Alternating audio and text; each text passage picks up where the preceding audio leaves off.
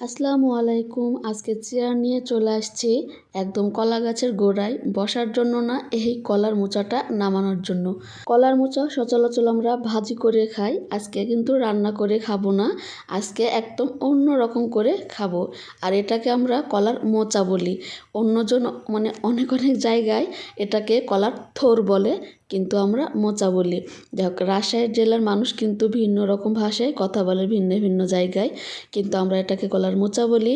কিন্তু দুঃখের বিষয়, চেয়ার নিয়ে এটা নামানো গেল না। বুদ্ধি বার করতে হলো, সেটা অনেক রকমভাবে হলো না। শেষে কি করতে হলো, জোগাড় করতে হলো মইটা জোগাড় করে এসে এই তো আমার ভাগ্নেটা বিশাল ধরনের একটি গল্প তৈরি করলো যে গরিবের বুদ্ধি বেশি, গরিবের কিছু থাক না থাকাক বুদ্ধিগুলো অনেক থাকে, এটা সেটা বলে অনেক হাসি ফাজলামো করলো। তারপর এই তো কলা মোচাটা নামানোর জন্য উঠে গেল।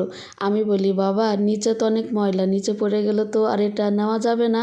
সেজন্য আরেকটি বুদ্ধি বার করলো, কলার একটি ডাল কাটলো, এটা থেকে একটি ছতর বার করলো, এটা দড়ির মতো করে ব্যবহার করার জন্য। ইউনিক স্টাইলের বুদ্ধি, মাশাল্লাহ আমার বাবাটার। এই তো এটাকে সুন্দর করে পেঁচিয়ে নিল, তারপর এটা ধরে টান দিয়ে হাতের মুঠে নিয়ে নিল। খুব সহজে তাহলে এটাকে নামানো গেল, কারণ এটা আর নিচে পড়ে গেল না, নোংরাও ভরলো না। বাহ, কি সুন্দর বুদ্ধি আমার বাবাটার, মাশাল্লাহ। খুব সুন্দর করে নামিয়ে দিল। এত বড় একটি মোচা পেয়ে আমি তো ভীষণ খুশি। সচরাচর মোচা কিন্তু খুব ছোট হয়ে যায়, আর আমি একদম বড় একটি মোচা পেয়েছি।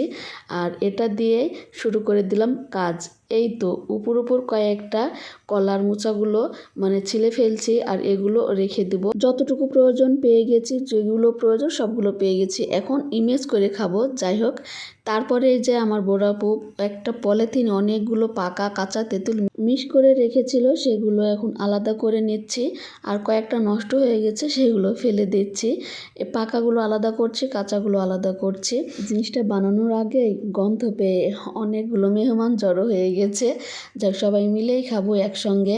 আর এইদিকেই তো আমার কাজ আমি শুরু করে দিয়েছি, কারণ বাইরে ভিতরে অনেকজন বসে আছে।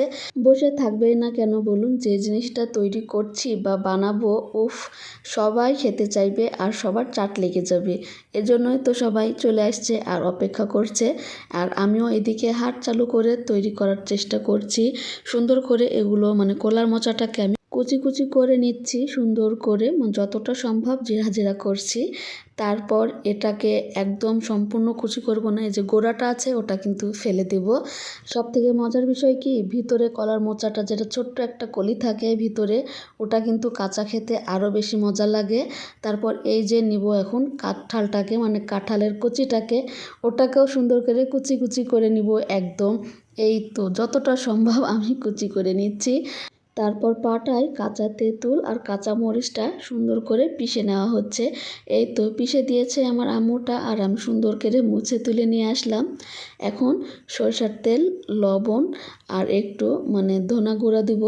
এদিকে আমি মাখানো শুরু করে দিচ্ছি, আর চুলার পাড়ে আপু খড়িগুলো নিয়ে রান্নার জোগাড় শুরু করে ফেলছে।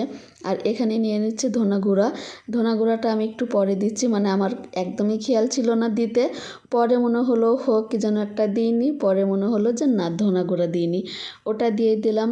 তারপর যতটা সম্ভব আমি হাতে তালু দিয়ে একদম ঠেসে চটকে মেখে নিচ্ছি। উফ, মাখাচ্ছি তো এখনই আমার জিভে পানি এসে যাচ্ছে। আপনারা যারা এভাবে মাখিয়ে খাননি, একবার খেয়ে দেখবেন কতটা টেস্ট লাগে। আর একটু খেলে বারবার খেতে ইচ্ছা করবে। যাই হোক, আমার তো মাখানো কমপ্লিট, আর সবাইকে বলছি যে যেটাতে খাবে সব নিয়ে চলে আসো। আর বাচ্চারা তো এই যে কলারে যে এই জিনিসটা কিন্তু অনেক ভালো লাগে, মোচারে পদ্মাটাকে, এগুলো রেডি করে রেখেছে নাকি ওরা এটাতেই খাবে। আর আমার বড়াপু টুপ করে নিয়ে দৌড় মারছে, ওকে দেবো না এ প্ল্যানে ছিলাম এজন্য। যাই হোক, নিয়েছে। আর এই যে আপুর পাড়া প্রতিবেশী পাখিও নিয়ে চলে আসছে এই পদ্মটাকে। বাহ, আমার মাটা কি সুন্দর করে মুখে দিচ্ছে এসে। ঝাল খাওয়ার পেটুক একটা আমার মাটা। এই তো সবাই মিলে বসে খাচ্ছি, আর অনেকজনকে হাতে হাতে দিচ্ছি। তো সে ভালো থাকবেন, দোয়া রাখবেন। আল্লাহ হাফেজ।